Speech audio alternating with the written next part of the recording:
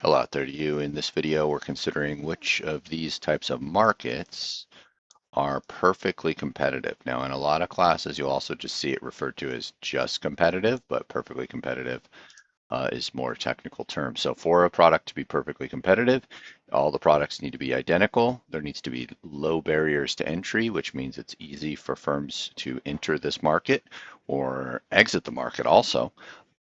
And the consumer knows what the price is, and all the firms are what we call price takers, meaning they have to take whatever the supply and demand price is. So, give you a second, or you can pause the video to look over these examples: tomato growing, sub sandwich shops, manufacturing automobiles, and constructing new homes. Okay, here's the answer. The one that is perfectly competitive is tomato growing, and this is because tomatoes, after they're grown, are they identical no matter what farm they came from or what part of the world they came from.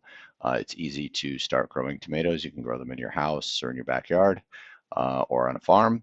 And it's easy to stop growing tomatoes, and the firms that sell the tomatoes have to be price takers.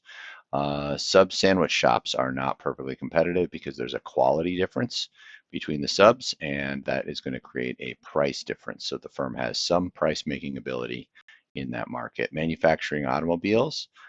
This is a classic oligopoly, so it's high barriers to entry, meaning it's hard to enter that market for new firms, and can be hard to exit the market. So in the United States, there's been firms that have gone bankrupt, but the government bails them out.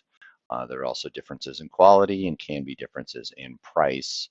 And the firms don't operate independently. Typically, in a perfectly competitive market, firms are independent of other firms, but in a oligopoly, the firms are dependent on what the other firms are doing. And finally, constructing new homes. This is also competitive where there's a difference in quality. So since there's a difference in quality, the final product's not identical, and it is also not perfectly competitive.